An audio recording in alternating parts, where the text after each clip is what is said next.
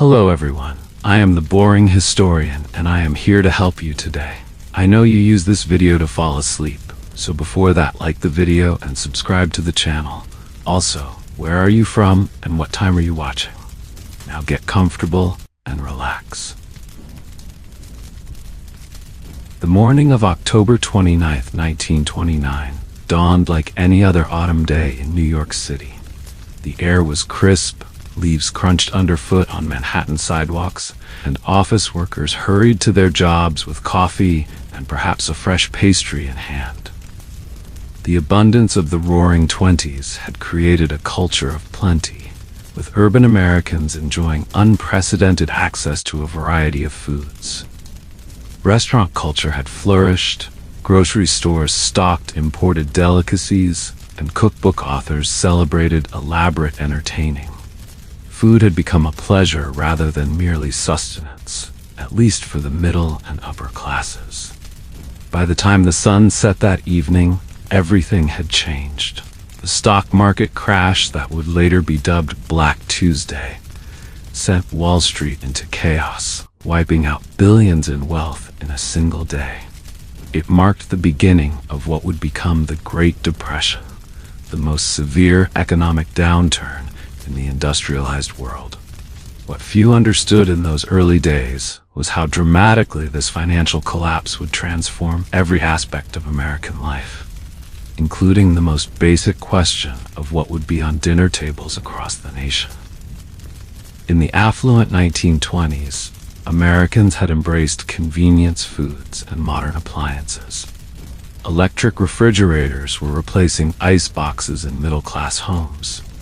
Canned goods offered variety year-round. Chain grocery stores had expanded, offering more options than the small neighborhood shops of previous generations. Cookbooks celebrated elaborate meals with expensive ingredients, reflecting the prosperity of the era.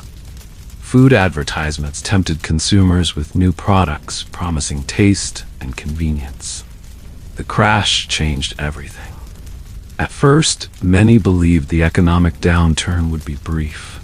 Herbert Hoover, sworn in as president just months before the crash, assured Americans that prosperity was just around the corner.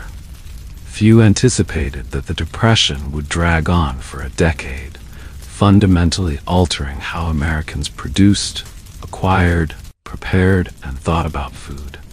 The immediate aftermath of the crash saw little visible change in food habits. Those who had lost money in the market might economize on luxuries, but grocery stores remained stocked, restaurants continued to serve, and most Americans ate as they had before. The true transformation of American foodways would unfold gradually over the next several years, as the financial crisis deepened into a prolonged depression, affecting every sector of the economy. By 1930, the first wave of bank failures had begun. As banks collapsed, they took with them the savings of ordinary Americans. Businesses failed, leading to layoffs. Factory closures rippled through manufacturing towns. The initial economic shock had cascaded into a full-blown crisis that would soon touch every table in America.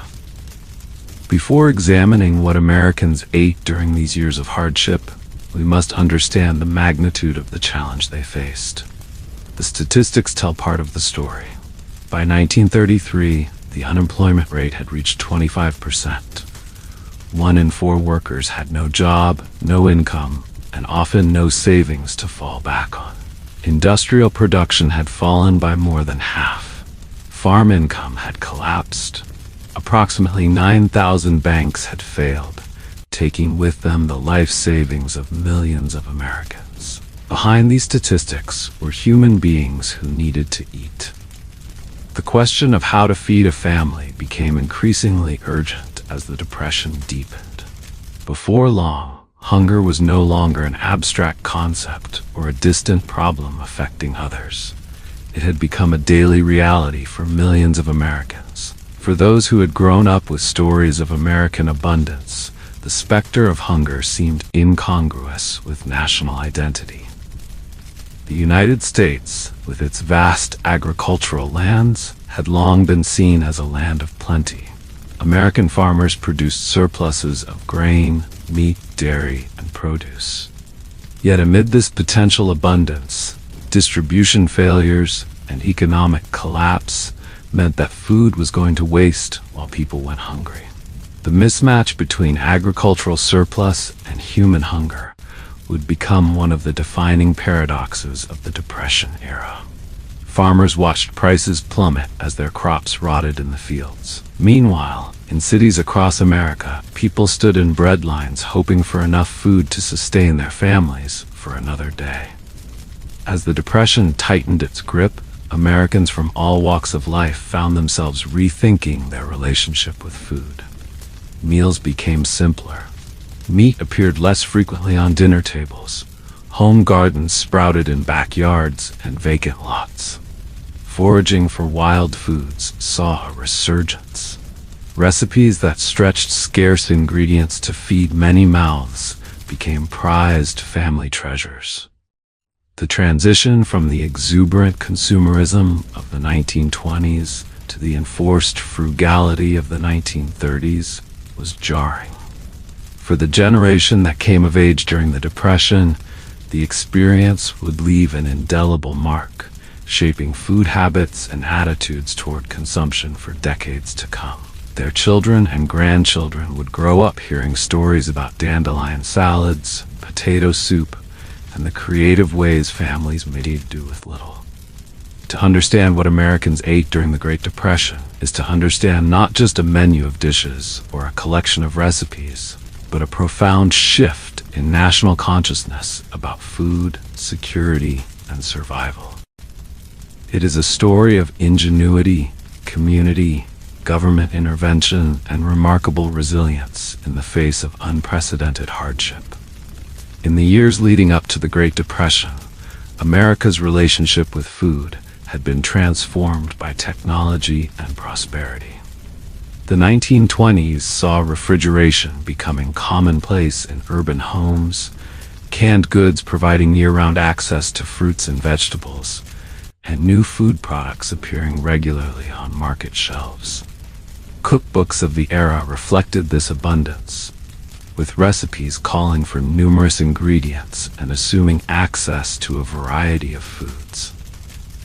Eleanor Roosevelt, who would later become a crucial figure in addressing hunger during the Depression, wrote in her 1933 book, It's Up to the Women, about the stark contrast between 1920s abundance and 1930s scarcity. Many of us who had been living on the grand scale, more or less, suddenly found ourselves with drastically reduced incomes. We had to learn to live differently. This transition was particularly harsh because it came after a decade of expanding food choices. Americans had grown accustomed to convenience foods and ready-made products. Food advertising had flourished during the 1920s, creating new desires and expectations. Chain grocery stores had replaced many small neighborhood shops, offering more variety, but requiring cash rather than credit that local grocers might extend to trusted customers. When the Depression hit, these changes in food distribution became problematic for struggling families. The personal relationship between shopkeeper and customer, which might have allowed for purchases on credit during hard times, had been replaced by the impersonal transactions of chain stores. Cash was required, and cash was what millions of Americans suddenly lacked. The transition from prosperity to poverty happened at different rates in different communities. In industrial centers where factory closures led to immediate unemployment, the impact was swift and severe. Mining towns, textile centers, and manufacturing hubs saw rapid increases in hunger as paychecks ceased. In rural areas, the process was often more gradual, but no less devastating, as farm prices collapsed and agricultural income dwindled. By 1931, the signs of food insecurity were unmistakable. Newspaper reports described children fainting in schools from hunger. Social workers documented cases of malnutrition. Bread lines formed in cities across America, with people waiting hours for a simple meal. The image of well-dressed men in suits and hats, recently employed professionals and businessmen standing in food lines, became an iconic symbol of how quickly fortunes had changed. The transition affected not just what people ate, but how they thought about food. Waste became unthinkable. Using every part of an ingredient, from potato skins to meat scraps, became necessary rather than merely thrifty. Food shopping transformed from a routine chore to a strategic challenge, requiring careful planning and prioritization. For those who had experienced true abundance, the psychological adjustment was as difficult as the practical one. Middle-class homemakers who had prided themselves on setting a varied and attractive table now struggled to provide basic nutrition. Men who had defined their worth partly through their ability to provide for their families faced the humiliation of being unable to put sufficient food on the table. Letters from the period reveal the emotional toll of this transition. One woman wrote to Eleanor Roosevelt, "I try to keep a brave front before my children, but sometimes when I serve them a meal I know isn't enough, I have to turn away so they won't see me cry."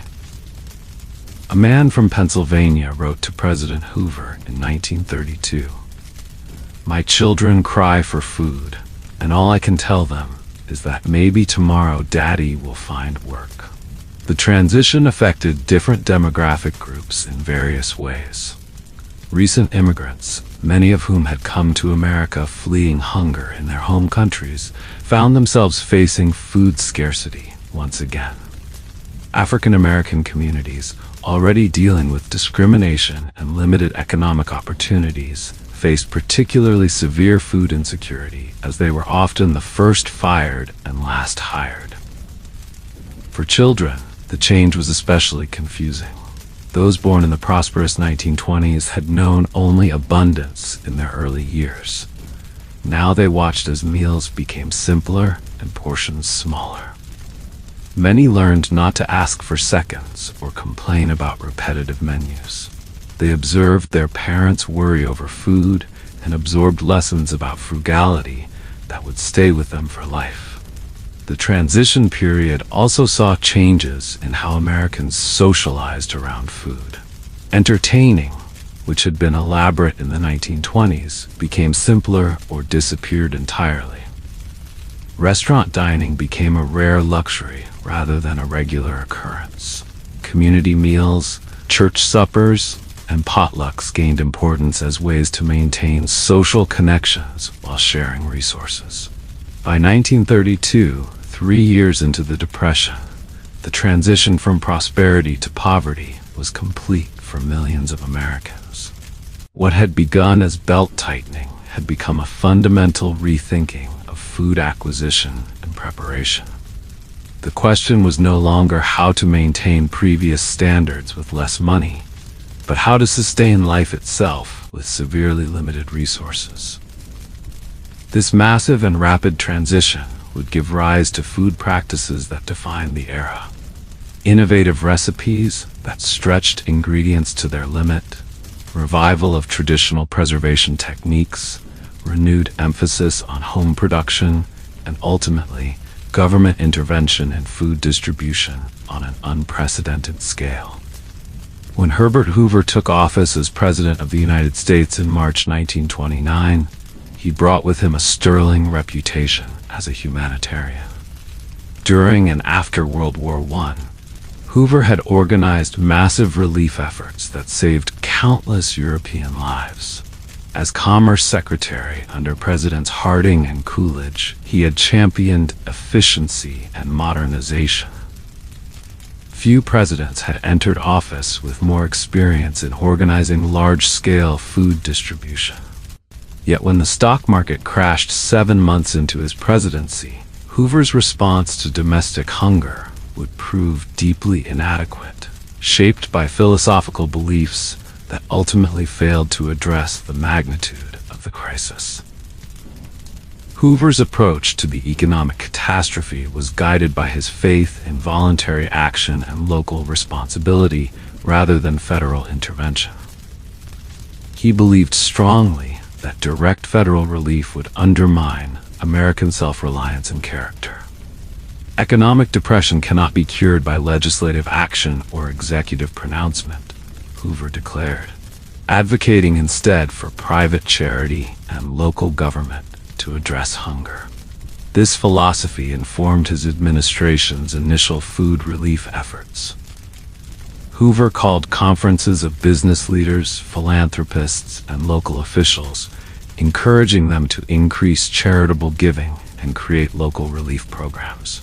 He established the President's Organization for Unemployment Relief, (POR), in 1931 to coordinate these voluntary efforts, but crucially, provided no federal funding. The inadequacy of this approach became apparent as the Depression deepened. Private charities were quickly overwhelmed. Local governments, facing collapsing tax revenues as property values plummeted, had insufficient resources to feed their hungry residents. The patchwork of relief efforts resulted in dramatic inequalities, with some communities providing modest assistance, while others offered almost nothing. Food distribution under Hoover's approach reflected both the strengths and weaknesses of localized, voluntary action. In some communities, remarkable cooperative efforts emerged. Local farmers donated surplus produce that couldn't be sold profitably. Community kitchens served meals prepared by volunteers. Schools in some districts managed to provide simple lunches to hungry children. But these efforts were inconsistent and insufficient.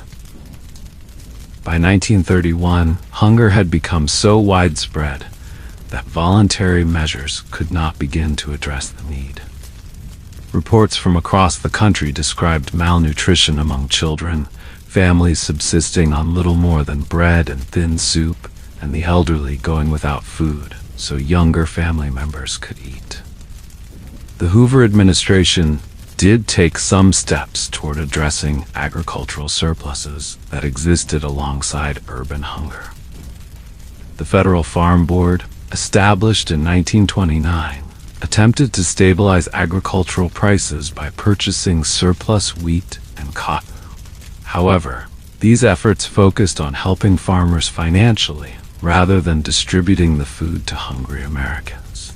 One of the most notorious episodes of the Hoover years involved the destruction of food while people went hungry. As agricultural prices collapsed, some farmers resorted to destroying crops and livestock because they couldn't sell them at prices that covered production costs. Images of milk being poured down drains and crops being plowed under while people starved became powerful symbols of the systemic failures of food distribution during the early Depression. The human consequences of Hoover's limited approach were captured in the names Americans gave to aspects of their food experience. Hoover stew, a thin soup made from whatever vegetables were available, became a staple in many households. Hoover hogs, jackrabbits, Hoover blankets, newspapers used for warmth, and Hoover flags, empty pockets turned inside out, all reflected public attribution of suffering to the president's policies. By 1932, some cities and states had exhausted their relief funds entirely. New York City reported that its relief funds would be depleted by mid-year. In Philadelphia, the city announced it could no longer provide food for 87,000 families who had been receiving assistance. Similar situations arose in cities and towns across America, creating a crisis that voluntary action simply could not address. Pressure mounted on Hoover to take more direct federal action. Finally, in July 1932, he signed the Emergency Relief and Construction Act, which provided $300 million in loans, not grants, to states for relief efforts. While this represented a step toward federal involvement, the loan structure reflected Hoover's continued resistance to direct federal assistance. Through his administration, Hoover's approach to food relief reflected broader American debates about the proper role of government.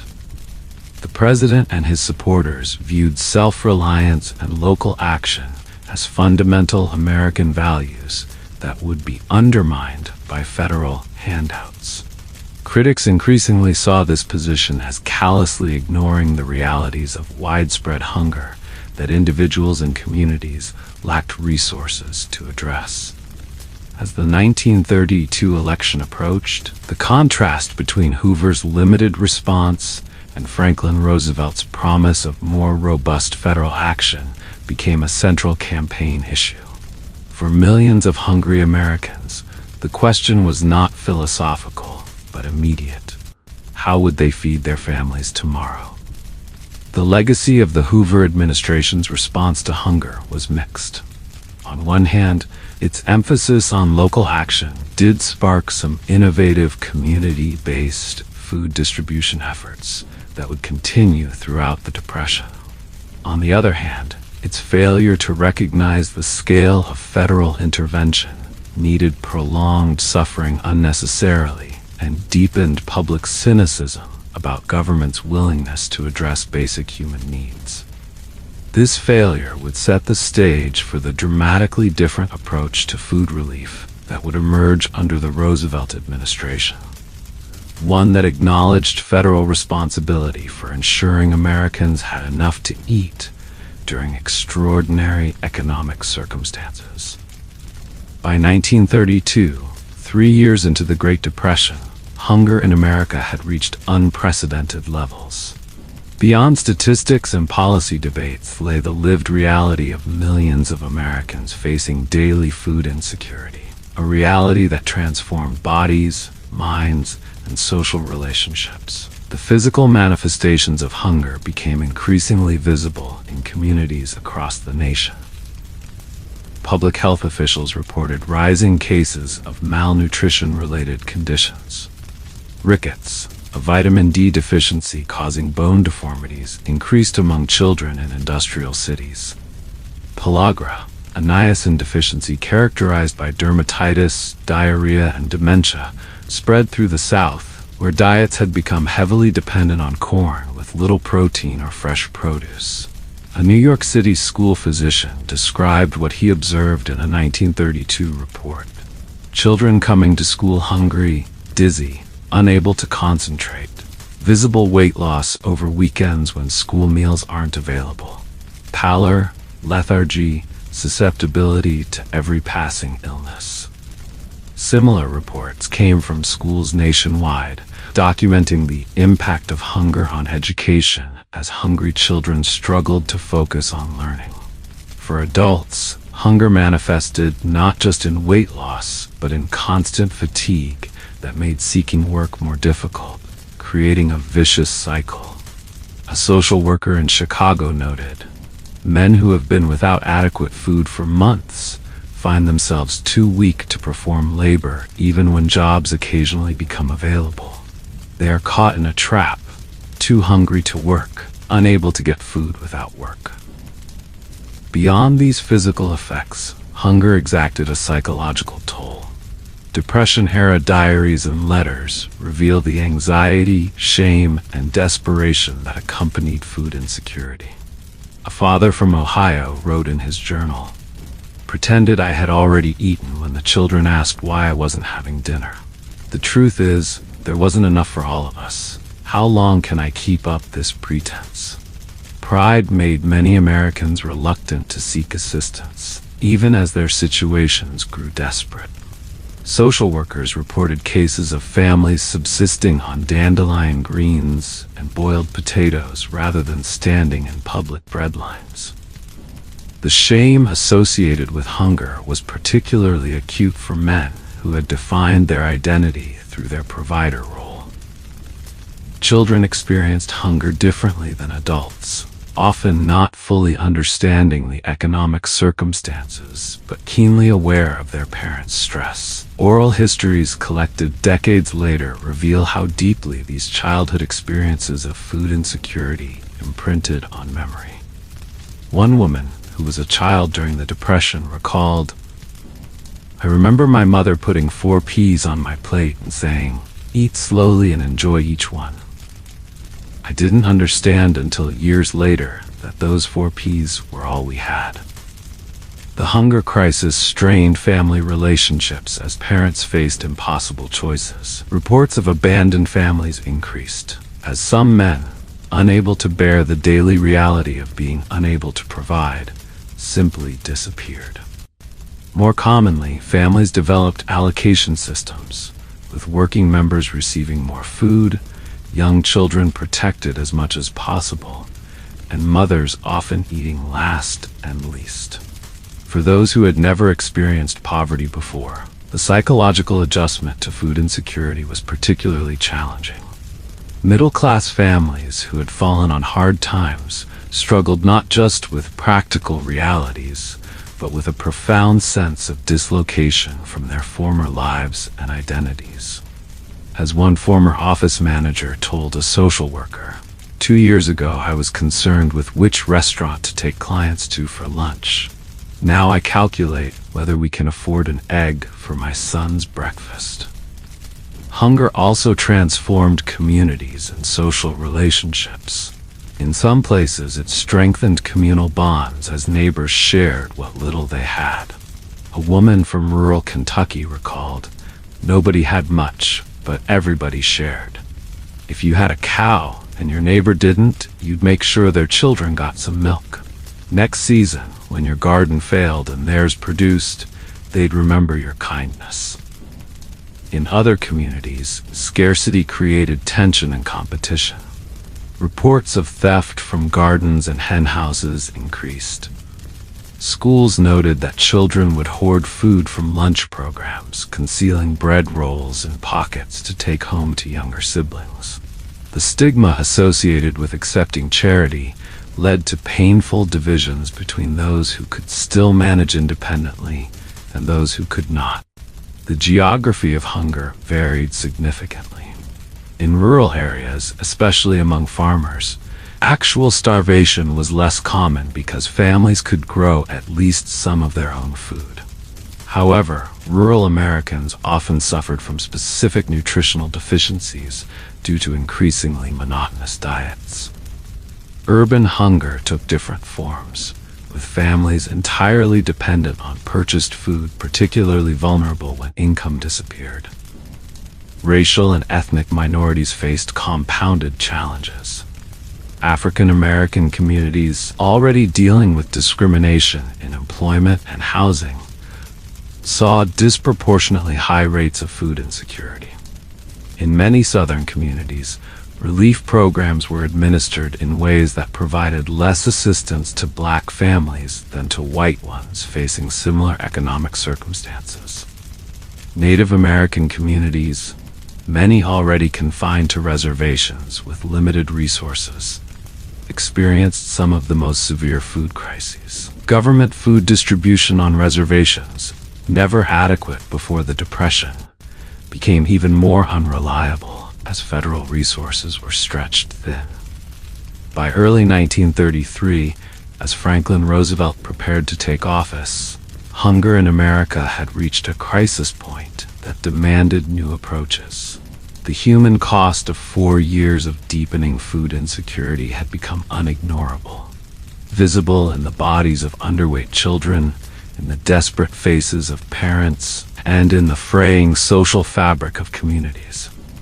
The hunger crisis revealed fundamental questions about American society. Who was responsible for ensuring that citizens had enough to eat?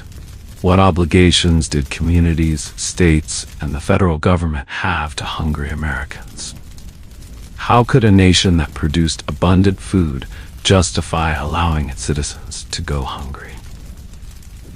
These questions would drive the development of new policies and programs in the years ahead. But for millions of Americans in 1933, philosophical debates mattered less than the immediate pressing question of what would be on the table for dinner, if anything at all. The breadline became one of the defining images of the Great Depression. Photographs of long queues of men in overcoats and fedoras waiting patiently for a simple meal appeared in newspapers across the country. These images challenged America's self-perception as a land of plenty and self-sufficiency, revealing a new reality of widespread hunger and dependence on charity. The first major breadlines appeared in urban centers shortly after the 1929 crash. By 1930, they had become a fixture in cities nationwide. In New York City alone, estimates suggest that 82 breadlines were operating by 1932, serving approximately 85,000 meals per day. Chicago, Detroit, Philadelphia, and other industrial centers saw similar developments as unemployment soared and household resources dwindled. Breadlines and soup kitchens were operated by a variety of organizations. Religious institutions, Catholic churches, Jewish synagogues, Protestant missions were at the forefront, drawing on faith traditions that emphasized feeding the hungry. The Salvation Army expanded its food assistance operations dramatically. Municipal governments established public feeding centers when charitable resources proved insufficient. In some communities, labor unions organized food distribution for members and their families. Al Capone, the notorious Chicago gangster, opened one of the city's first soup kitchens in 1930, serving 3 meals a day to anyone in need. Capone's kitchen fed up to 3,500 people daily during its 2-year operation. While clearly a public relations move designed to improve his image, Capone's soup kitchen nonetheless provided real assistance at a time when government relief was minimal. The experience of standing in a breadline was one of contradictions. Relief at securing food mixed with humiliation at public dependency. Many first-timers would walk past a breadline repeatedly before finding the courage to join it. Some men traveled to different neighborhoods where they wouldn't be recognized by friends or former colleagues. Women, constrained by gender norms that made public assistance even more stigmatizing for them, were less visible in breadlines, though their numbers increased as the Depression deepened. The food served at soup kitchens and breadlines was basic but filling. A typical meal might consist of soup, often a thin vegetable broth with whatever ingredients were available, bread, and occasionally coffee. Nutritional concerns were secondary to providing calories and stretching limited resources to feed as many people as possible. Nevertheless, some operations, particularly those run by home economists or health organizations, attempted to incorporate nutrition principles into their meals. One of the largest and most well-organized soup kitchens was the Citizens Service Exchange in Pittsburgh, which served up to 8,000 meals daily at its peak. Rather than offering charity, the exchange operated on a work relief principle. Men performed various services for the city, street cleaning, park maintenance, etc., and received meal tickets in return. This approach preserved dignity while addressing hunger, making it a model studied by other cities. The human interactions within breadlines and soup kitchens revealed much about Depression-era society. Etiquette emerged organically. No cutting in line, no complaints about the food, no taking more than one's share. Those who violated these unwritten rules faced censure from others in equally desperate circumstances. In his memoir, The Man in the Line, Joseph Mitchell described the complex social dynamics. Men who had been competitors in business now stood side by side, sharing newspapers and conversation, while waiting for a meal neither could afford to buy. For children, soup kitchens often provided the most reliable meal of their day. Schools in impoverished areas reported Monday morning hunger as particularly severe, as children had gone without school lunches over the weekend. In response, some settlement houses and community centers established weekend feeding programs specifically for children. The food served in bread lines and soup kitchens reflected both pragmatic considerations and cultural influences. In neighborhoods with large immigrant populations, the soups might incorporate familiar flavors, Italian seasonings in Little Italy, Eastern European influences in Jewish areas. This cultural adaptation made institutional food more acceptable to communities with strong food traditions. By 1932, demand had far outstripped the capacity of private charities. Many soup kitchens had to turn people away or reduce portions. In New York City, bread riots erupted when food ran out at several distribution centers. These disturbances, though quickly contained, sent a clear message to city officials about the volatility of mass hunger. The limitations of charity-based food distribution became increasingly apparent. Private organizations lacked the resources to address hunger on the scale required. Distribution was uneven, with more assistance available in wealthier cities and neighborhoods. The ad hoc nature of many operations meant inconsistent food quality and quantity. Most fundamentally, charity-based approaches depended on the goodwill of donors at precisely the time when potential donors were themselves experiencing financial hardship. Despite these limitations, bread lines and soup kitchens served as critical stopgaps during the early Depression years when government relief remained minimal. They not only provided essential nutrition, but also became gathering places where information was shared about job opportunities, housing options, and other survival strategies. The prominence of bread lines in American cities eventually contributed to shifting public opinion about government responsibility for feeding hungry citizens. As private charity proved inadequate to the scale of need, more Americans began to support federal intervention in food relief. This shift would inform the more comprehensive approach to hunger taken by the Roosevelt administration after 1933. For those who stood in bread lines during these years, the experience remained a powerful memory decades later. Studs Terkel, collecting oral histories for his book Hard Times, found that elderly Depression survivors could still describe in vivid detail the taste of soup kitchen meals, the feeling of the bread in their pockets, and the complex emotions of publicly receiving food they could not provide for themselves. The bread line thus became more than just a means of food distribution. It emerged as a powerful symbol of economic collapse and a challenge to American individualism. The image of Americans waiting hours for a simple meal contradicted national myths about self-reliance and opportunity, forcing a reconsideration of social responsibility that would ultimately reshape American approaches to hunger and food security.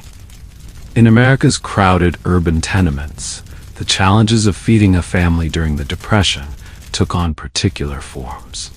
Unlike rural families who might grow gardens or keep chickens, city dwellers depended almost entirely on purchased food. When income disappeared or diminished dramatically, urban families developed remarkable adaptations to prepare meals in small spaces with minimal ingredients and fuel. The typical tenement apartment of the 1930s offered limited cooking facilities. Many families shared a single cold water tap with other households. Gas or coal stoves were the primary cooking equipment, but fuel costs became a significant concern as budgets tightened. Refrigeration was a luxury few could afford. Most relied on windowsills in cool weather or purchased ice when absolutely necessary. Within these constraints, urban home cooks, primarily women, developed cooking strategies that maximized limited resources. One-pot meals became standard, saving both fuel and dishes. Soups and stews that could simmer all day, gradually incorporating whatever became available, allowed flexibility in ingredients while providing hot meals. A pot of beans started in the morning might become soup by evening, with various additions throughout the day as family members brought home salvaged vegetables or meat scraps. The central role of bread in tenement diets cannot be overstated. Whether purchased or home-baked, bread provided inexpensive calories that could fill empty stomachs. In Jewish neighborhoods, day-old challah became French toast or bread pudding. Italian communities made panzanella from stale bread and tomatoes. Creative uses of bread appeared in every ethnic tradition, reflecting its importance as a staple food that could be transformed through various cooking techniques. Ethnic food traditions proved valuable during these hard times. Immigrant communities had often brought with them cooking techniques developed during centuries of scarcity in their countries of origin. Italian Americans excelled at using every part of vegetables and meats, creating flavorful dishes from items others might discard. Jewish cooking had long incorporated techniques for stretching scarce protein through the use of fillers and extenders. These cultural food practices became survival strategies during the Depression. Despite the U.S. Bureau of Home Economics' skepticism about ethnic seasonings, many urban cooks relied heavily on herbs and spices to make monotonous diets more palatable. Garlic, peppers, and herbs growing in window boxes added flavor to simple dishes at minimal cost. As food historian Andrew Coe noted in his research on Depression-era cooking, spices became more important, not less, when ingredients were limited. They transformed the mundane into something satisfying. Tenement kitchens became sites of remarkable creativity. Recipe adaptations circulated informally among neighbors, creating new hybrid dishes born of necessity. Depression spaghetti might include no actual pasta, but instead noodles made from flour and water. Meatballs often contained more breadcrumbs than meat. Desserts incorporated ingredients that would have been considered strange in more prosperous times, such as mayonnaise chocolate cake, which used mayo as a substitute for eggs and oil. Communal cooking arrangements emerged in many urban neighborhoods. Families might take turns using a single stove, sharing fuel costs, and watching each other's pots. In some tenements, cooking cooperatives formed, with several households pooling resources to purchase ingredients in larger quantities and sharing cooking duties. These arrangements not only economized on fuel, but created social support networks crucial for emotional survival. Children in urban settings often took on food-related responsibilities. Older children might be sent to collect discarded vegetables from market stalls at closing time, or to stand in line at bakeries for day-old bread sold at reduced prices. Some children developed expertise at shopping the specials, visiting multiple stores to find the lowest prices on essential items. The practice of shopping on credit became widespread in neighborhoods where personal relationships still governed commerce. Many small grocers extended credit to regular customers, keeping careful accounts of what was owed. These arrangements created mutual dependencies. Families relied on credit to eat, while store owners relied on eventual repayment to stay in business. As the Depression continued, some grocers faced their own financial crises when too many customers could not pay their tabs. Foraging became common even in urban environments. City parks provided dandelion greens in spring. Railroad tracks were lined with blackberry bushes in summer. Mushrooms could be found in vacant lots after rain. These urban foraging practices supplemented purchased food and added crucial nutrients to otherwise limited diets. Food sharing networks developed along ethnic, religious, and neighborhood lines. In his study of Chicago's Maxwell Street neighborhood, sociologist Lewis Worth documented elaborate systems of food exchange that helped ensure no family went completely without. When one household received a food package from rural relatives, portions would be distributed to neighbors with the understanding that the favor would be returned when circumstances changed. smells of tenement cooking created an olfactory landscape that many Depression survivors vividly recalled decades later. One woman described her childhood in New York's Lower East Side. The hallways were filled with competing aromas: Mrs. Goldstein's cabbage soup, the Russo's garlic and tomatoes, our own potato pancakes. Somehow those smells made us feel less poor, like we were still participating in the richness of life through food, even if there wasn't much of it. Urban food patterns varied significantly by neighborhood and ethnicity. In areas with large Italian populations, communal brick ovens sometimes operated in courtyards or basements, allowing for bread baking that would have been impossible in small apartment stoves. Chinese American communities maintained distinctive food practices, often cultivating small plots of Asian vegetables on city outskirts. African American neighborhoods in northern cities developed unique adaptations of Southern cooking techniques, adjusted for urban constraints and available ingredients. The gendered nature of food provision became particularly pronounced in urban settings. Women not only cooked, but engaged in the emotional labor of making meager meals seem satisfying and maintaining family morale through food rituals. Men who could not find work often found their identity and family role challenged, leading to complex dynamics around food provision and consumption. By 1933, as federal relief programs began under the Roosevelt administration, urban food patterns had already been transformed by nearly 4 years of economic hardship. The cooking techniques, recipe adaptations, and communal strategies developed in tenement kitchens would continue throughout the Depression, creating food traditions that some families would maintain even after prosperity returned. These urban food practices demonstrated remarkable human adaptability in the face of scarcity. From the smallest tenement kitchen came innovations that allowed families to maintain not just physical sustenance but cultural identity and dignity through the sharing and preparation of food. As unemployment persisted and savings evaporated, many Americans lost their homes to foreclosure or eviction. Unable to afford rent, they created makeshift settlements of tents, shacks, and lean-tos on the outskirts of cities or in vacant lots. These shanty towns, derisively named Hoovervilles after President Herbert Hoover, became visible symbols of the Depression's human toll and sites of unique communal food practices. Hoovervilles appeared across America, from the edges of New York's Central Park to vacant lots in Seattle, from the banks of the Mississippi River in St. Louis to the outskirts of Los Angeles.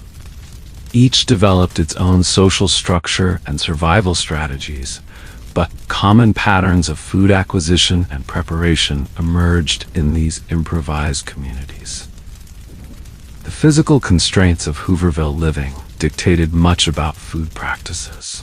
Without electricity, refrigeration, or standard kitchen equipment, residents relied on campfire cooking, makeshift stoves constructed from discarded metal, and food choices that required minimal preparation.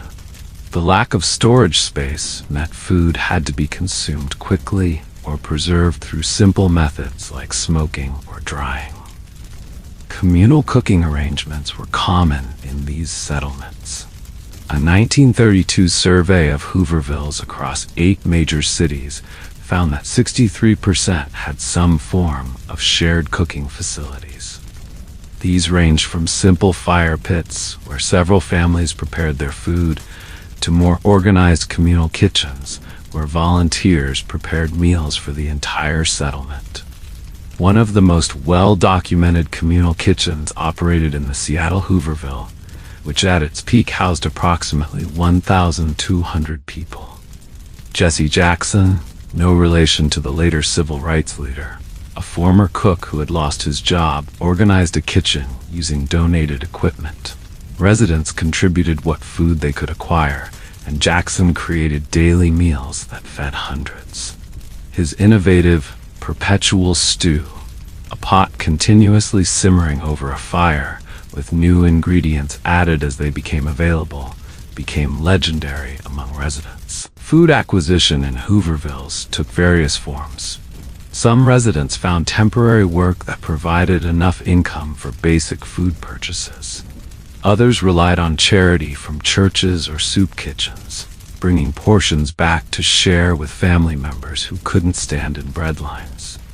Foraging in nearby areas was common, with residents collecting edible wild plants, fishing in local waters, and hunting small game when possible.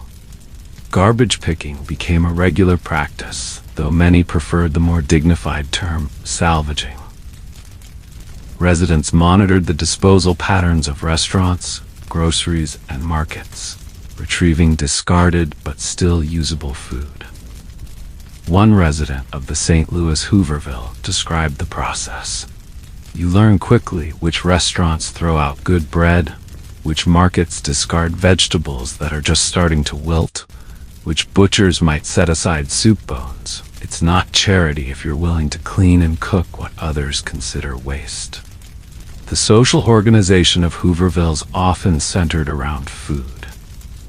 In many settlements, informal leadership emerged from those who demonstrated skill at food acquisition or preparation. These food leaders gained status by helping others navigate the challenges of feeding themselves. They organized scavenging expeditions, negotiated with local businesses for food donations, and taught newcomers techniques for preparing found or donated ingredients. Gardens appeared in many Hoovervilles where soil conditions allowed. These were typically communal efforts, with residents sharing labor and harvest. A 1932 article in Survey magazine described gardens in a Portland, Oregon Hooverville. On land borrowed from the city, the homeless have created remarkably productive vegetable plots. What began as a few tomato plants has expanded to nearly an acre of potatoes, cabbages, carrots, and other hardy vegetables. The residents have organized a rotation system for watering and weeding, and established rules for fair distribution. The food culture in Hoovervilles reflected the diverse backgrounds of residents. Former farm workers contributed agricultural knowledge. People with hunting or fishing experience taught these skills to others. Immigrants introduced food preservation techniques from their home countries. This exchange of knowledge created hybrid food practices that combined various ethnic and regional traditions. Children in Hoovervilles faced particular nutritional challenges. A study conducted by sociologist E. White Bakke found that in a sample of Hooverville children across 5 cities, 71% showed signs of malnutrition, with particular deficiencies in vitamins A and D. Some settlements organized special feeding programs for children, ensuring they received whatever milk or fresh food became available. The holiday season brought into sharp relief the contrast between American cultural expectations around food abundance and the realities of Hooverville life. Yet many settlements created remarkable holiday celebrations from minimal resources. A journalist visiting the Chicago Hooverville in December 1931 described a Christmas dinner where a donated turkey had been stretched with breadcrumbs and vegetables to feed over 50 people, each receiving just a few bites of meat, but participating in the ritual of holiday abundance. Religious organizations often provided critical support to Hooverville residents. The Catholic Worker Movement, founded by Dorothy Day in 1933, established relationships with several Hoovervilles, providing food and advocating for residents' needs. Various Protestant missions conducted regular food distribution. These faith-based interventions typically moved beyond mere charity to engage with the community structures residents had established. As the Depression continued and Hoovervilles became semi-permanent features of the American landscape, some developed sophisticated food systems. The Sacramento Hooverville, existing from 1931 to 1940, created a barter economy where residents exchanged food items according to established values. This system allowed for dietary diversity even when cash was scarce, with residents trading excess garden produce, foraged items, or occasionally purchased foods. Health officials viewed Hoovervilles with concern, particularly regarding food safety. Without refrigeration or reliable clean water, foodborne illness was a constant risk. Some public health departments responded punitively, attempting to dismantle settlements. Others took a more constructive approach, providing education about safe food handling under primitive conditions, and sometimes installing water spigots or basic sanitation facilities. The gender dynamics of food provision shifted in Hooverville settings. While women remained primarily responsible for food preparation, men often took more active roles in food acquisition than they had in conventional households. This reflected both practical realities. Men faced less harassment when scavenging, and psychological adjustments to changed family circumstances. By 1933, as the Roosevelt administration implemented new relief programs, some Hoovervilles began receiving more systematic food assistance. The Federal Emergency Relief Administration, FERA, established relationships with settlement leaders to distribute food commodities. This marked a shift from haphazard charity to more reliable government support, though many residents remained suspicious of official interventions. The food practices developed in Hoovervilles left lasting impressions on those who experienced them. Decades later, oral history projects captured memories of communal meals, ingenious cooking methods, and the mixed emotions associated with food scavenged or received through charity. These experiences shaped lasting attitudes toward food waste, sharing, and improvisation that many carried throughout their lives. Hoovervilles began to disappear as economic conditions improved and government housing programs developed in the later 1930s. However, the communal food strategies developed in these settlements, the sharing of resources, creative use of discarded food, and cooperative cooking arrangements, would influence community responses to food insecurity for generations to come. Immigrant communities faced the Depression with both particular challenges and unique resources. Many had arrived in America with recent memories of food scarcity in their countries of origin. These experiences provided valuable knowledge about surviving with limited resources, while strong cultural food traditions offered both practical techniques and psychological comfort during hard times. In major cities, ethnic enclaves became centers of resilience and mutual aid. The densely packed Italian neighborhoods of New York's Lower East Side, Boston's North End, and San Francisco's North Beach maintained elaborate food networks that helped community members survive. Jewish communities in cities across America relied on traditions of tzedakah, charitable giving, and communal responsibility to ensure no one went hungry. Chinese American enclaves developed cooperative purchasing arrangements that lowered food costs for community members. Cultural food knowledge proved invaluable during the Depression. Italian Americans excelled at utilizing ingredients that others might discard: tough greens, animal parts, stale bread. Jewish cooking had developed over centuries to stretch scarce protein and create satisfying meals from humble ingredients. Eastern European immigrants brought expertise in preserving seasonal abundance through fermentation, smoking, and drying. These traditional practices, sometimes viewed as old-fashioned during the prosperous 1920s, became essential survival strategies in the 1930s. The strength of ethnic food traditions during the Depression is reflected in community cookbooks from the period. A 1932 collection from St. Mary's Italian Church in Chicago included recipes using ingredients that would have seemed unfamiliar to mainstream American cooks. Dandelion greens, organ meats, vegetable tops and stalks. A handwritten note in the margin of one recipe reads, "This is how our grandmothers fed families in the old country when times were hard. Now we use these recipes again in America." Language barriers and cultural differences sometimes limited immigrants' access to formal relief programs. Many were reluctant to seek assistance outside their communities due to pride, fear, particularly among those with uncertain immigration status or previous experiences of discrimination.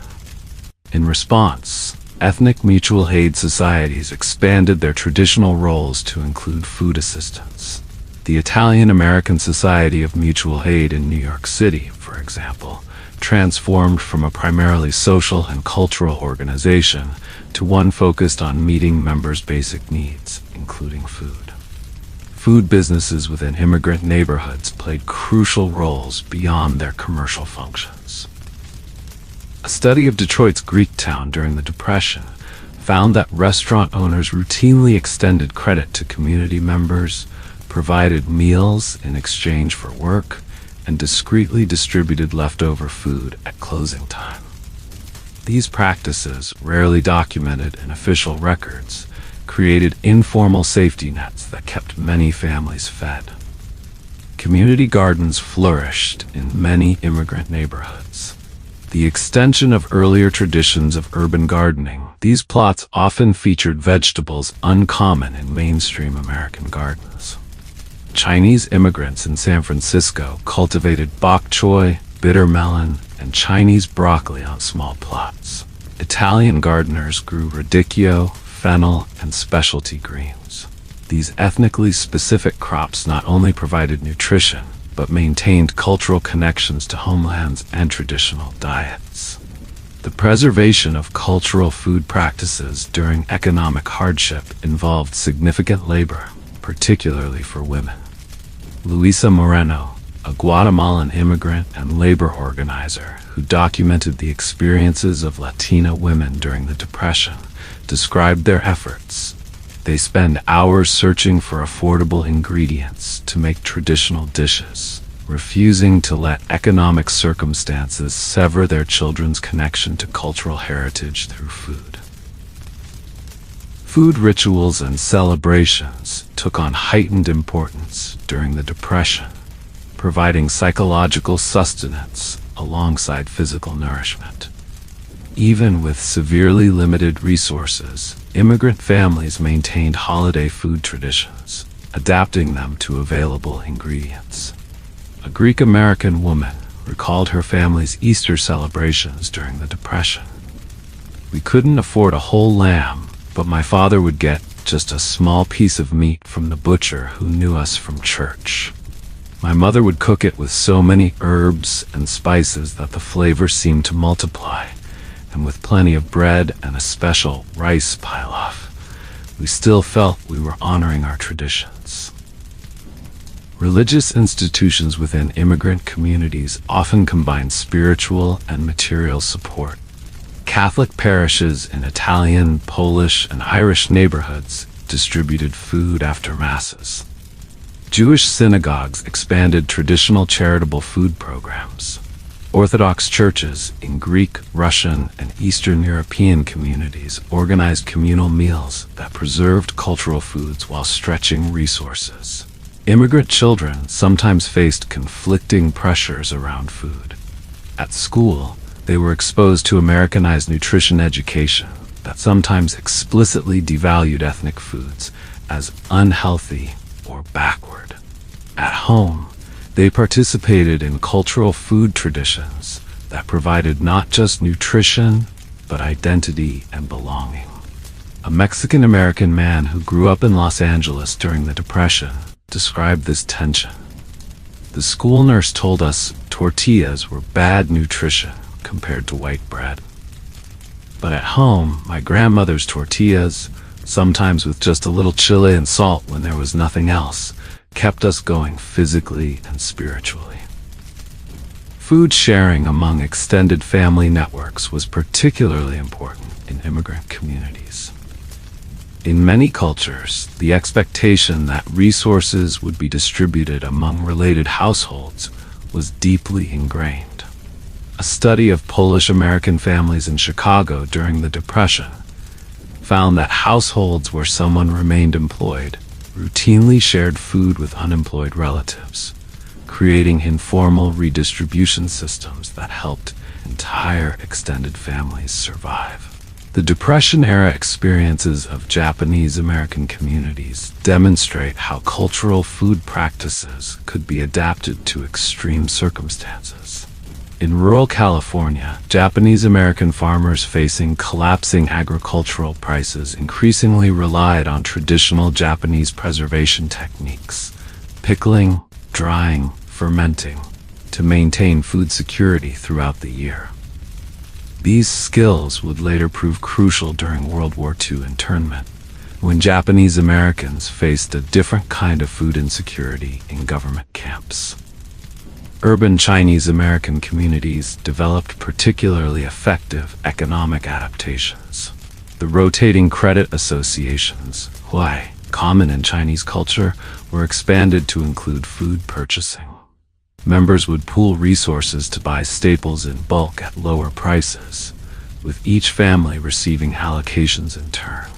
Chinese American restaurants, often able to remain in business by serving both the ethnic community and budget-conscious outsiders attracted by lower prices, became important economic anchors. For more recently arrived immigrants, the Depression sometimes prompted a return to foods and preparation methods from their countries of origin that they had begun to abandon in favor of American foods during more prosperous times. A Finnish immigrant in Minnesota wrote in her diary, "Before the crash, we were buying more store bread and canned goods like Americans. Now I am baking Finnish rye bread again and making the soups my mother taught me, which fill the stomach for less money."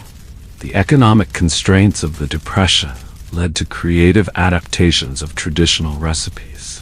In Italian-American communities, meat-based pasta sauces became increasingly meatless, with small amounts of salvaged or inexpensive cuts providing flavor rather than substance. Jewish cooks extended chicken soup by adding more root vegetables and less chicken. Mexican-American families stretched scarce protein by incorporating more beans and less meat in traditional dishes. As the Depression continued, some aspects of immigrant food knowledge began to spread beyond ethnic enclaves. Neighbors observed and sometimes adopted techniques for stretching ingredients, preserving foods, or creating flavor from minimal components. This cross-cultural exchange created new hybrid approaches to dealing with food scarcity. A social worker in Chicago noted in 1935, "American-born housewives are now learning from their Italian neighbors how to use every part of vegetables, from their Jewish neighbors how to make flavorful soups from almost nothing, and from their Polish neighbors how to preserve summer produce for winter use." The food practices developed and maintained in immigrant communities during the Depression reflected both practical adaptation to economic circumstances and deep cultural resilience. These communities demonstrated that food security involved not just calories, but cultural meaning, that survival depended on nourishing both body and identity during times of hardship. Farm families during the Great Depression experienced a paradoxical relationship with food. They lived surrounded by the potential for abundance, while often struggling to maintain adequate and varied diets. Their situation was both privileged compared to hungry urban dwellers and precarious due to collapsing agricultural prices and environmental challenges. When the Depression began, approximately 25% of Americans lived on farms. These rural households had certain advantages when it came to food security. They could produce much of what they ate, growing vegetables, raising livestock, hunting, and foraging on their land. This direct access to food production provided a buffer against the immediate hunger faced by city dwellers who depended entirely on purchased food. However, farm families needed cash income for items they couldn't produce: sugar, salt, coffee, flour, and other staples. They also required cash for taxes, mortgage payments, equipment, seed, and other farming necessities. As agricultural prices plummeted, by 1932 they had fallen 60% from pre-crash levels. Many farmers found themselves in the bizarre situation of producing plenty of food, but lacking money to pay their bills or purchase non-farm necessities. The Diary of Caroline Henderson, who farmed in the Oklahoma Panhandle throughout the Depression, captures this contradiction. In a 1931 entry, she wrote, "Our cellar is full of preserved vegetables and fruits. We have potatoes and apples stored, chickens in the yard, and a cow giving milk. Yet we cannot pay our taxes this year because wheat sells for less than it costs to produce it. We eat well enough but face losing the land that feeds us." The pattern of farm family diets during this period reflected both their advantages and limitations. Compared to urban families, rural households generally consumed more dairy products, eggs, and homegrown vegetables. However, their diets often lacked variety, especially during winter months, and could be deficient in certain nutrients despite overall adequate calories. Farm wives bore primary responsibility for feeding their families and often managed extensive food production systems that went far beyond cooking. A typical farm woman's food-related responsibilities included maintaining a vegetable garden, preserving harvest through canning and other methods, caring for chickens, making butter from cream, and often handling much of the milk production, in addition to preparing 3 meals daily for family members and farm workers. Myrtle Bainhauer, who farmed in Iowa during the Depression, described her food production work in an oral history. "I put up over 500 quarts of fruits and vegetables each year. We butchered our own meat, and I cured and smoked it. I made all our bread, butter, and cheese. When people talk about women working outside the home, I laugh. I was running a full food processing operation, while also cooking, cleaning, and raising 4 children." The home production ethic intensified during the Depression, with farm families attempting to produce even more of their own food rather than purchasing it. Gardens expanded. More families began grinding their own flour from homegrown wheat. Home butchering increased. These practices not only saved cash, but created a sense of self-sufficiency that provided psychological comfort during uncertain times. The seasonal rhythms of farm food strongly influenced diet. Summer and early fall brought relative abundance, with fresh produce from gardens and orchards. Winter meant increased reliance on preserved foods and storage crops. By late winter and early spring, the hungry months, many farm families experienced significant dietary restrictions as preserved foods dwindled before new crops were ready. A 1936 Department of Agriculture study of farm family diets found significant regional variations in nutrition adequacy. Farm families in the Northeast and Midwest generally maintained more diverse and nutritionally complete diets than those in the South, where pellagra and other deficiency diseases remained common. This reflected regional differences in agricultural diversity, climate, soil conditions, and farming practices. The gendered division of food labor on farms became even more pronounced during the Depression. As men focused increasingly on the cash crops essential for farm survival, women's subsistence sphere, gardens, poultry, dairy, and food preservation, gained importance for family food security. This shift sometimes led to greater recognition of women's economic contribution to the farm enterprise, though rarely to changes in overall gender relations. Farm children participated extensively in food production from early ages. By 6 or 7, most farm children had significant food-related responsibilities: gathering eggs, picking fruits and vegetables, feeding livestock, or helping with preservation. These contributions were economically necessary and served as practical education in agricultural skills. During the Depression, some farm schools adjusted their calendars to accommodate increased need for child labor in food production, with longer summer breaks and shorter winter terms. For tenant farmers and sharecroppers, particularly in the South, food insecurity was significantly more severe than for farm owners.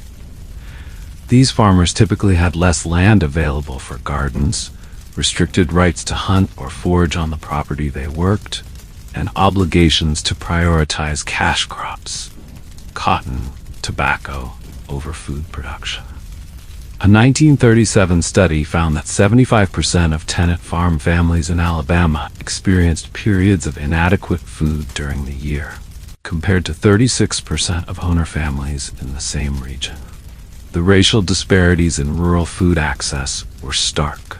African American farm families in the South, predominantly sharecroppers or tenants, faced systematic disadvantages in land access, credit, and government assistance. A physician working with the Farm Security Administration in Mississippi reported that on plantations he visited, Negro tenant families subsist primarily on cornbread, molasses, and fatback, with garden vegetables in season. Milk, fresh meat, and fruit are rare in their diets, leading to widespread malnutrition despite their proximity to agricultural production. Native American communities living on reservations experienced some of the most severe rural food insecurity. Having lost much of their traditional hunting territories and facing poor soil conditions on many reservations, these communities struggled with inadequate government rations and limited agricultural opportunities. The Navajo and Hopi, for example, combined traditional foods like corn, beans, and squash with government-provided commodities, but still faced serious nutritional challenges throughout the Depression.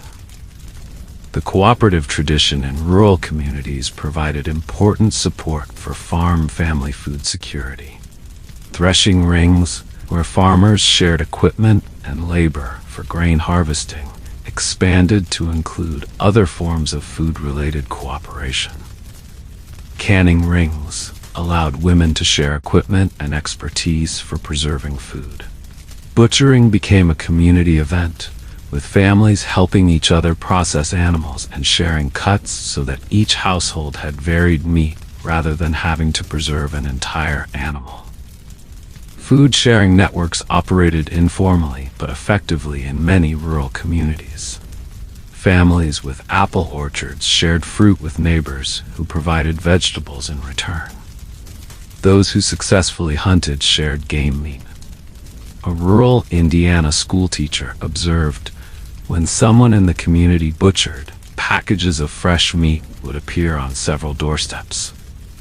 When another family made sorghum, jars of molasses would be distributed. No accounts were kept, but everyone remembered who had shared what. Farm women's informal exchange networks became particularly important for maintaining dietary diversity. Women traded garden surplus, preserved foods, seeds, and breeding stock from chickens or other small livestock. These exchanges occurred through established routes: church gatherings, women's club meetings, school events, and helped ensure that a failure in one farm's subsistence sphere didn't lead to serious deprivation. The importance of hunting and fishing for rural food security increased dramatically during the Depression. Game meat, venison, rabbit, squirrel, wild turkey, duck, provided crucial protein when beef or pork was sold rather than consumed at home. Fishing supplemented diets in areas with access to rivers, lakes, or coastal waters. These wild foods contributed significantly to nutritional adequacy, though their availability varied seasonally and regionally. Traditional food preservation methods saw a revival on farms during the Depression. Smoking, salting, and drying, techniques that had begun to decline with the rise of commercial canning in the 1920s, became important again as farm families maximized food self-sufficiency. Root cellaring, spring houses for cooling dairy products, and other traditional storage methods were maintained or reintroduced as part of this renewed focus on home food production. For many farm families, the struggle to maintain both their farms and adequate diets created tensions around which products to sell versus consume. A Wisconsin dairy farmer's wife described their dilemma. "We sell our cream for cash to pay the mortgage, which means our children get skim milk instead of whole. The eggs go to market rather than into our own baking. The vegetables I can preserve, but protein is what we sacrifice to keep the farm." As the Depression continued, government programs increasingly addressed rural food issues. The Federal Emergency Relief Administration provided seed for gardens and pressure canners for community canning centers. The Farm Security Administration established a home economist program that taught nutrition and food preservation techniques. These interventions helped many farm families improve their diets while continuing to prioritize cash crops for economic survival.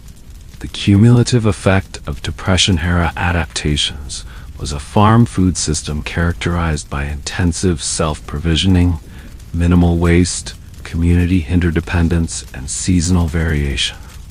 These practices drew on traditional agricultural knowledge while incorporating new techniques promoted by extension services and government programs. For many farm families, the food strategies developed during these years would continue to influence their practices long after economic recovery, becoming part of a rural identity centered on self-reliance and resourcefulness.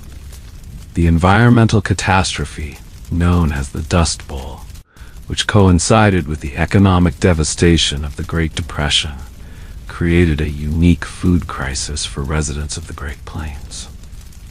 Years of drought combined with decades of inappropriate farming practices led to massive soil erosion across the southern plains states.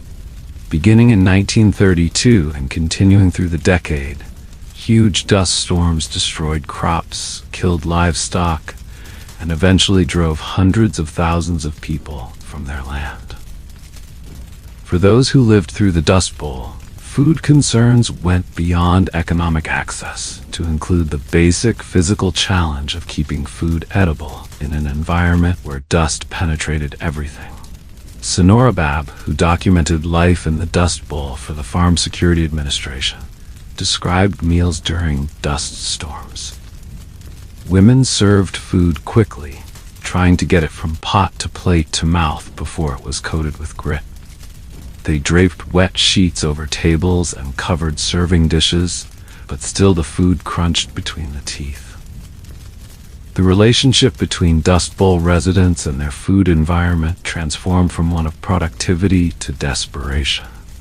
Areas that had once been wheat-growing centers became unable to support agriculture of any kind. Kitchen gardens withered in the drought, livestock died from dust pneumonia or starvation as grazing lands disappeared. The land that had once fed families now threatened their survival. Anne Marie Lowe, a North Dakota farm woman, recorded in her diary the progression of this environmental collapse. 1932. Garden produced well despite dry conditions. We have plenty to eat, though no money. 1933. Garden failed completely this year. Grasshoppers ate what the drought didn't kill. Buying vegetables feels like a sinful luxury. 1934. Dust everywhere. Food spoils almost immediately. Can't hang laundry outside because it comes in filthier than before washing. Meals in Dust Bowl households reflected diminishing options. Milk, when available, had to be strained multiple times to remove dust particles. Vegetables became scarce as gardens failed. Meat consumption declined as families sold livestock they could no longer feed.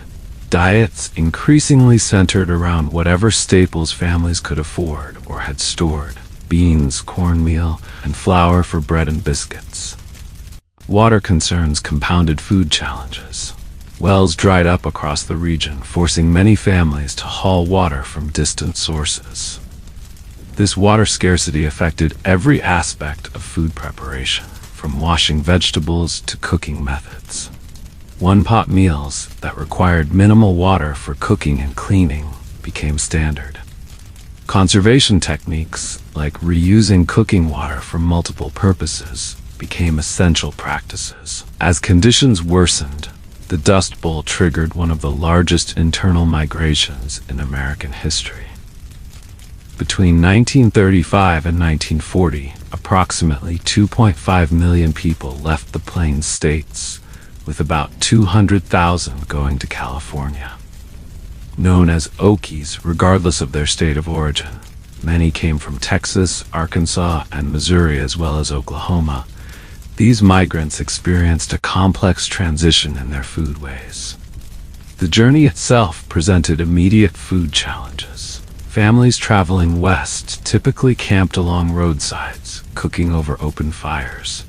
They carried what food they could: home canned goods, smoked meats, basic staples. But these supplies rarely lasted the entire journey. Many relied on roadside foraging, hunting small game, and occasional charity from communities they passed through. Dorothea Lange, the photographer who documented the Dust Bowl migration, captured images of makeshift roadside camps where women prepared meals from meager provisions. Her notes accompanying these photographs described the careful rationing of food. This family of 7 has 2 cans of beans, half a sack of flour, and a small amount of lard to last until the father finds work. They measure portions precisely, with the smallest children given priority. Upon arrival in California or other destination states, migrant families encountered new food environments and challenges.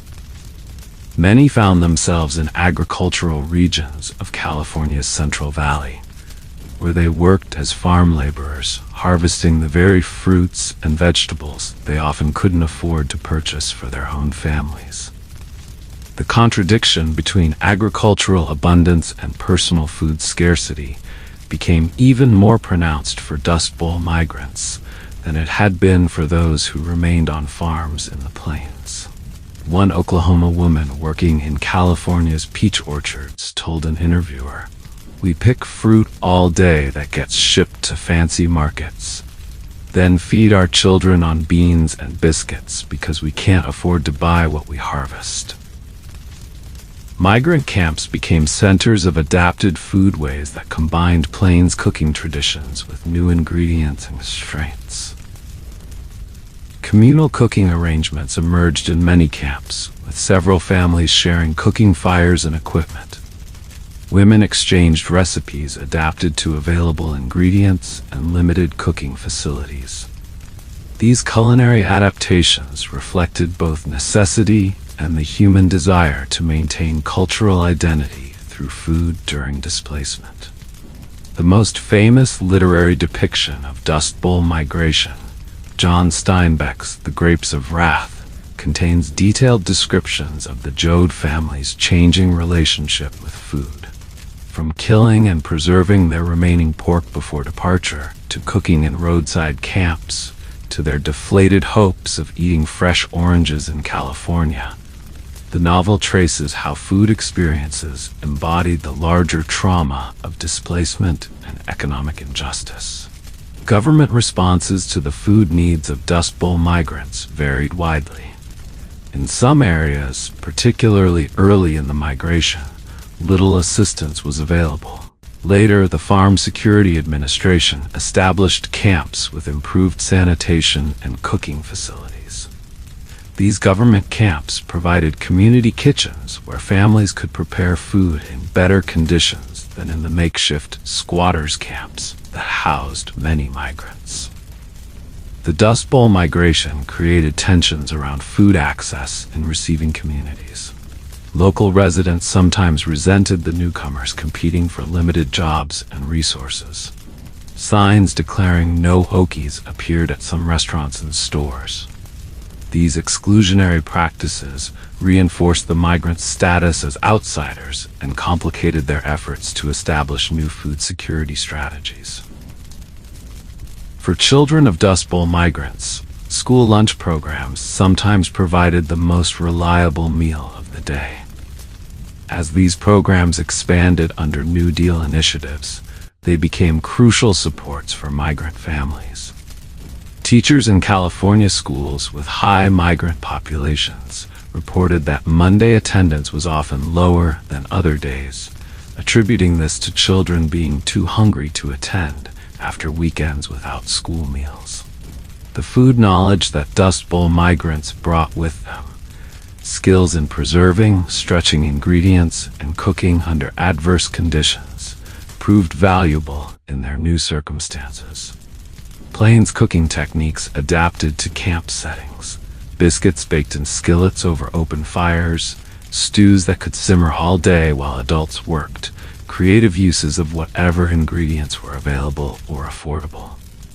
Over time, a hybrid food culture developed in migrant communities that combined Plains traditions with California influences.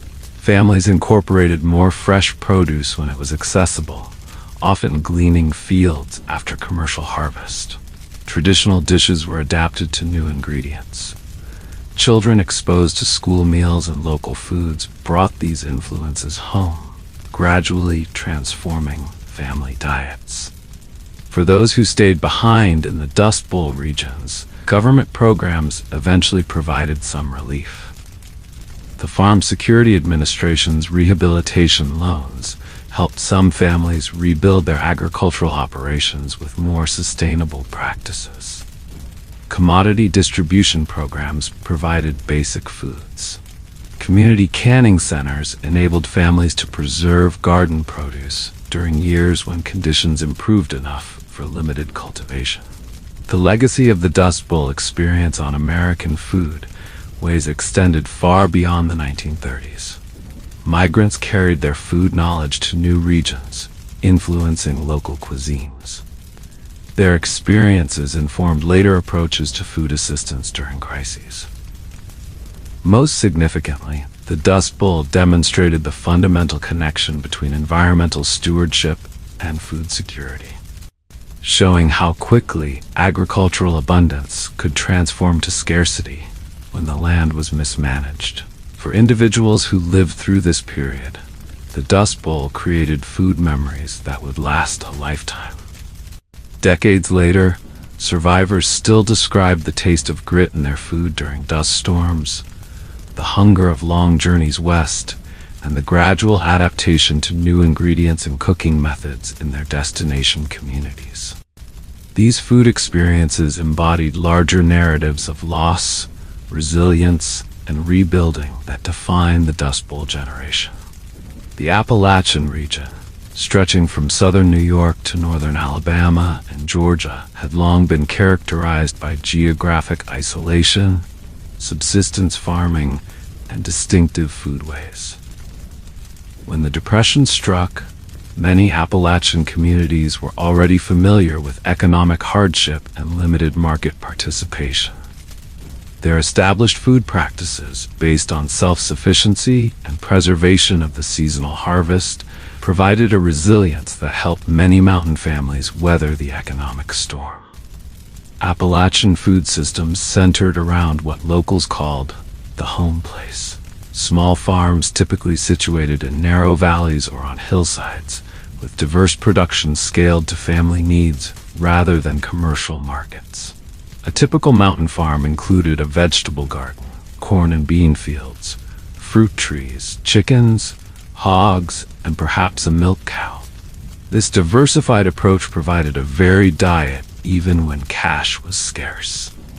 Corn stood at the center of Appalachian food traditions. Anthropologist Mary Anglin, studying Depression-era food patterns in western North Carolina, documented the centrality of corn in mountain diets.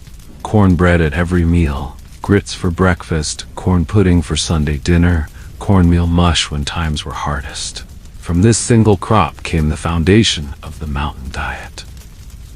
The prevalence of pellagra in some communities indicated the nutritional risks of this corn-dominated diet, but the grain's adaptability to mountain agriculture made it irreplaceable. Beans provided the crucial protein complement to corn in Appalachian diets. Dried beans could be stored for years, making them an important food security resource. Most mountain families maintained a bean bin containing multiple varieties, each with specific culinary uses. Half-runner beans, October beans, greasy beans, and shucky beans dried in the pod were among the distinctive varieties preserved through generations of seed saving. Foraging remained an active practice in Appalachia long after it had diminished in more developed regions. The diverse forests of the mountains provided ramps, wild leeks, morel mushrooms, blackberries, walnuts, and medicinal herbs. During the Depression, this knowledge of wild foods became even more valuable. Children were often assigned to gather berries or nuts, combining food acquisition with outdoor play. Home preservation techniques in Appalachia included methods that had disappeared from more modernized regions. While canning had been adopted, older practices like drying beans on strings, leather breeches, sulfuring apples, and dry salt curing of meat remained common. These techniques required no electricity or purchased equipment, making them well suited to areas where electricity remained unavailable and cash was limited. The seasonal rhythm of food in Appalachia followed a distinct pattern shaped by the mountain environment. Spring brought salad season, wild greens like poke, dandelion, and lamb's quarters that provided vital nutrients after winter's limited diet. Summer was the time of fresh garden produce, with intense food preservation activity. Fall brought nut gathering and hog killing, while winter was the season of preserved foods and occasional wild game. The hog occupied a special place in Appalachian food culture, providing meat, cooking fat, and flavoring. The annual hog killing, typically occurring after the first hard frost, was a community event where families assisted each other in butchering and processing. Every part of the animal was utilized: meat smoked or cured, fat rendered into lard, intestines cleaned for sausage casings, even the bladder sometimes inflated as a child's toy. This efficient use of resources, long a feature of mountain culture, became a model of Depression-era necessity. The Depression affected different parts of Appalachia in various ways. Communities dependent on coal mining or timber were devastated as those industries contracted. Areas with larger commercial farms suffered from collapsed agricultural prices. The most isolated, subsistence-oriented communities sometimes felt less immediate impact, as their limited market participation had already accustomed them to self-sufficiency. Government relief eventually reached Appalachia, though often later than more accessible regions. The Federal Emergency Relief Administration distributed basic commodities through county seats, requiring mountain families to travel considerable distances over difficult roads to access these resources. A relief worker in eastern Kentucky noted, "These people will walk 10 miles for a bag of flour, carrying it home on their backs. Their determination is humbling." The Tennessee Valley Authority, TVA, established in 1933, brought significant changes to food systems in parts of Appalachia. The electricity provided by TVA dams gradually allowed for refrigeration, reducing dependence on traditional food preservation methods. TVA agricultural programs introduced new crop varieties and farming techniques, sometimes challenging traditional food production practices. Appalachian women played central roles in food production and preparation, maintaining what food historian Elizabeth Engelhardt calls a female-centered food knowledge system. This knowledge encompassed not just cooking techniques, but understanding of seed saving, plant varieties suitable for mountain conditions, preservation methods, and wild food identification. During the Depression, this knowledge became crucial family capital. Community food sharing was embedded in mountain culture through practices like working togethers, collaborative labor followed by shared meals, church gatherings, and informal exchange networks. These systems intensified during the Depression, helping ensure that even the most vulnerable community members had access to food. A woman from southwestern Virginia recalled, "Nobody had much, but everybody shared what they had. You might take a peck of beans to someone who was ailing, and later receive a jar of honey when their bees produced." Moonshine production, while illegal, represented an important economic strategy for some mountain families during the Depression. Corn that might bring little profit as a crop could be transformed into liquor that commanded a much higher price. The proceeds often went directly to purchasing foods that couldn't be produced at home: sugar, coffee, salt, and occasional store-bought treats for children. The distinctive foodways of Appalachia attracted attention from various documentation projects during the 1930s.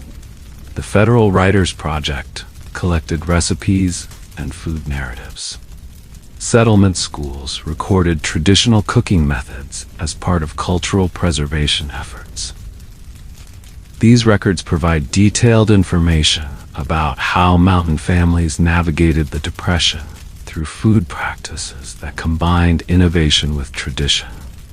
For Appalachian families who migrated to industrial cities seeking work during the Depression, food became an important connection to home and identity. In cities like Cincinnati, Detroit, and Chicago, transplanted mountaineers recreated elements of their food traditions in urban settings, often growing gardens when possible and maintaining regional cooking practices. These food traditions helped maintain community connections in unfamiliar environments. As government agricultural programs expanded during the New Deal, they sometimes clashed with Appalachian food practices. Extension agents promoted commercial crop varieties and criticized traditional practices like saving seeds from open-pollinated varieties or maintaining diverse small-scale production rather than specializing. However, many mountain families selectively adopted new ideas while maintaining practices that had proven reliable through generations. By the late 1930s, some elements of modernization had begun to influence Appalachian foodways. Improved roads made commercial goods more accessible. Government programs introduced new food varieties and techniques. Yet the core of Appalachian food culture, self-reliance, seasonal eating, preservation expertise, and community sharing, remained intact, demonstrating resilience that would continue to serve these communities through the remainder of the Depression and beyond. The Appalachian experience during the Depression demonstrated how deeply embedded food knowledge could provide a buffer against economic hardship. While mountain communities certainly suffered during these years, their long-standing practices of self-provisioning, preservation, and community food sharing offered models of resilience that would later influence broader American approaches to food security. The American South entered the Great Depression already economically vulnerable. The region had never fully recovered from the Civil War and Reconstruction. Agricultural dependence on cotton, tobacco, and other cash crops had created a precarious economy even before the 1929 crash. Tenant farming and sharecropping systems left many rural Southerners with limited control over their food production. These pre-existing conditions shaped how Southerners experienced and responded to the food challenges of the Depression. The Southern diet had long been characterized by a distinctive set of staples that reflected both environmental conditions and cultural heritage. Corn and pork formed the foundation, supplemented by sweet potatoes, field peas, greens, and garden vegetables in season. This food pattern crossed racial lines, though access and abundance varied significantly between white landowners, poor white tenants, and black sharecroppers. When the Depression hit, cotton prices collapsed from 18 cents per pound in 1928 to less than 6 cents by 1931. Tobacco and other cash crops experienced similar declines. This price collapse devastated Southern farm incomes, creating widespread food insecurity even among those who worked the land. A 1934 study by the Southern Tenant Farmers Union found that tenant families in the Mississippi Delta were subsisting on an average food expenditure of $1.75 per week for a family of 5, an impossibly small amount even by Depression standards. The response of many Southern farmers was to shift land from cash crops to food production. Fields that had grown cotton for generations were planted with corn, sweet potatoes, and vegetables.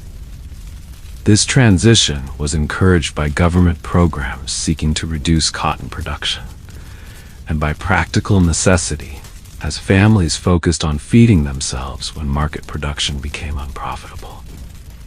The Southern garden tradition expanded during these years. Even before the Depression, many Southern households maintained kitchen gardens, but now these gardens grew in size and importance. A survey of rural Alabama families in 1934 found that the average garden size had increased from approximately 0.25 acres before the Depression to nearly 0.75 acres. These gardens typically included multiple varieties of greens: collards, mustard, turnip, several types of beans, tomatoes, okra, sweet potatoes, and other vegetables suited to the Southern climate. Hunting and fishing became increasingly important supplements to the Southern diet. Small game like rabbits, squirrels, and possums provided protein when pork was scarce. In coastal and riverine areas, fish and shellfish offered crucial nutritional resources. Wild birds, doves, quail, and occasionally ducks were hunted in season. These wild foods were particularly important in winter months when garden production was limited.